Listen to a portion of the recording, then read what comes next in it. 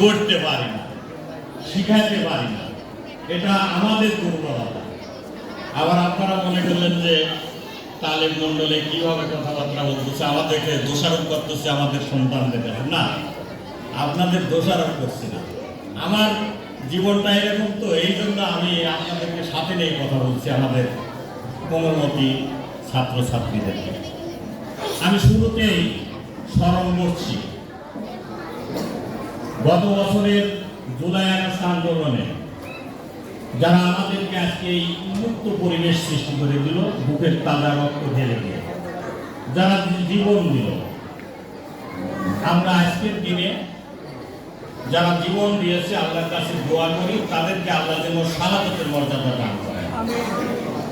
যারা এখনো পঙ্গুত্ব হয়ে হাসপাতালের বেডে ছটফট করছে, আল্লাহ যেন তাদেরকে অতি সত্বর দ্রুততার সাথে সুস্থ করে আমাদের মাঝে ফিরিয়ে দেন। আজকে একটি কথা বলতে হয়, আমি বিভিন্ন জনসভাতে বিভিন্ন আলোচনা সভায় বলেছি, আমাদের ঈশ্বরদীর বিএনপির কিছু নেতাদেরকে জালেম স্বৈরাচারী খুনি হাসিনা সরকার অন্যায়ভাবে ষড়যন্ত্রভাবে তাদেরকে 9 জনকে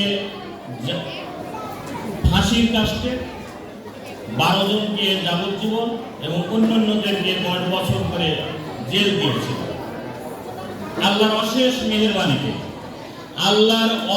মেহেরবানিতে এইসব ভাইদেরকে আল্লাহ মুক্ত করে আমাদের মাঝে ফিরে দিয়েছেন। এর জন্য মহান রবের দরবারে আবারও শুকর, আলহামদুলিল্লাহ।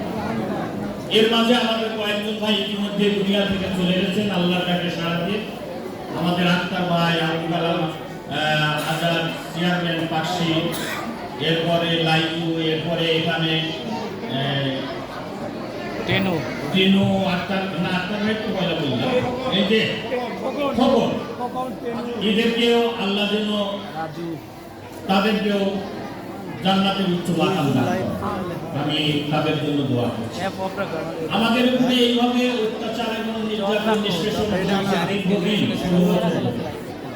আল্লাহর মেহেরবানিতে আমাদের কলিজার টুকরো, আমাদের সন্তানরা এই দেশটাকে তাদের বুকের তাজা রক্ত দিয়ে আবার আমাদের জন্য উন্মুক্ত করেছেন। এর জন্য তাদেরকে সেলুট জানাই এবং তাদের জন্য দোয়া করি।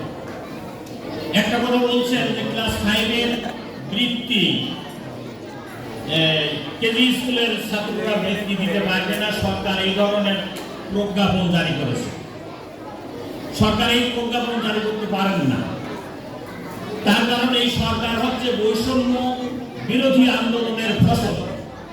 আমরা কেজি স্কুলকে কেন বৈষম্যর ভিতরে রাখবো?